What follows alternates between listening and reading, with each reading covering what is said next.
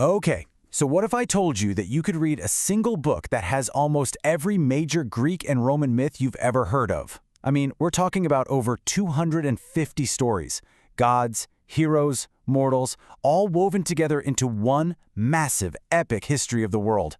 And the whole thing is held together by one single powerful idea: transformation. Well, that book is the Metamorphoses, written by the Roman poet Ovid something like 2,000 years ago. And you gotta understand, this isn't just a random collection of stories, it's pretty much the definitive guide to classical mythology. For so many of these tales, Ovid's version is the one that survived, the one that has shaped how we see these ancient characters and their, let's be honest, very dramatic lives. So the big question is, how did Ovid possibly connect hundreds of different myths, all the way from the creation of the universe to the rise of Rome? Well, he did it with this one brilliant, unifying concept that gives the whole work its name. Metamorphosis. Transformation. The core idea is that everything, and I mean everything, gods, people, plants, stars, is constantly changing. Nothing is permanent. Everything can become something else. That right there is the engine that drives Ovid's entire universe. And this really gets to the heart of Ovid's incredible ambition. He wasn't just telling stories. He was trying to tell a universal history. He starts from that primordial chaos and takes us all the way to his own time, framing every single event not as a fixed moment, but as just one link in an endless chain of change. Now here's where it gets really interesting. Why do these transformations happen? They're not just random acts of magic. More often than not, they're the direct result of these intense, passionate, and frankly, often terrifying interactions between mortals and the gods. And one of the biggest triggers for a metamorphosis? Hubris. You know, that fatal flaw of excessive pride. Any mortal who dared to compare themselves to the gods, to challenge their power, or even just accidentally step on their toes, well, they often paid a terrible and very transformative price. Just take a look at the hunter Actaeon. His crime was just pure bad luck. He stumbled upon the goddess Diana while she was bathing. For that one accidental glimpse, she was so furious that she turned him into a stag. And the horrible irony? He was then hunted down and torn to pieces by his own hunting dogs, who had no idea it was their master. Or then you've got Arachne, who was this incredibly talented weaver. Her big mistake was boasting that she was even better than Minerva, the goddess of weaving. So they have a contest, and Arachne's work is just flawless, maybe a little too flawless.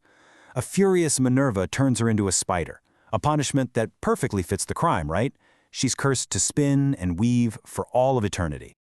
But it wasn't always about divine anger. The gods were driven by passion, and so were mortals. Things like overwhelming love, deep, profound grief, or just a desperate need to escape could spark some of the most famous transformations in the whole book.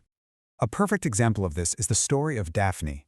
The god Apollo, after getting hit by one of Cupid's arrows, falls completely in love with her. The problem? She wants absolutely nothing to do with him.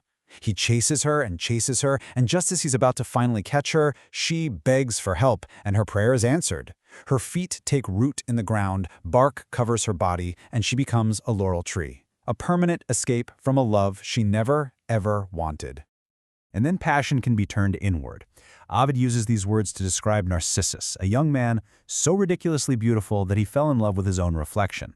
He was so consumed by this impossible love that he just wasted away by the side of a pool. Eventually, he was transformed into the flower that we still call the Narcissus today. So you start to see the patterns, right?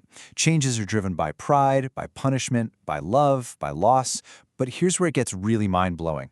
Ovid was doing so much more than just collecting myths. He was arranging them, weaving them together to build a single monumental story, the history of the world. I mean, just look at the sheer scope of this thing. Ovid starts with the ultimate transformation, the world being created out of chaos. Then he moves us through the ages of man, the Great Flood, the epic Trojan War. From there, he follows the hero Aeneas as he escapes Troy and founds what will eventually become Rome. And the entire epic ends in Ovid's own time, with the final political metamorphosis. Julius Caesar is assassinated and then transformed into a god, a star in the sky. So he literally connects the mythological dawn of time directly to the political reality of the Roman Empire. It's just incredible. So after 15 books of gods turning into bulls, women turning into trees, and men turning into stars, what's the big takeaway?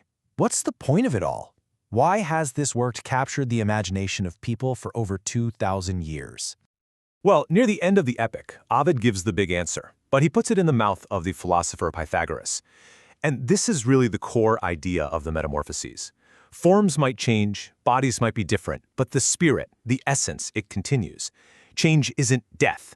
It's just continuation. It is the fundamental law of the entire universe. And that's why this is so much more than a myth collection.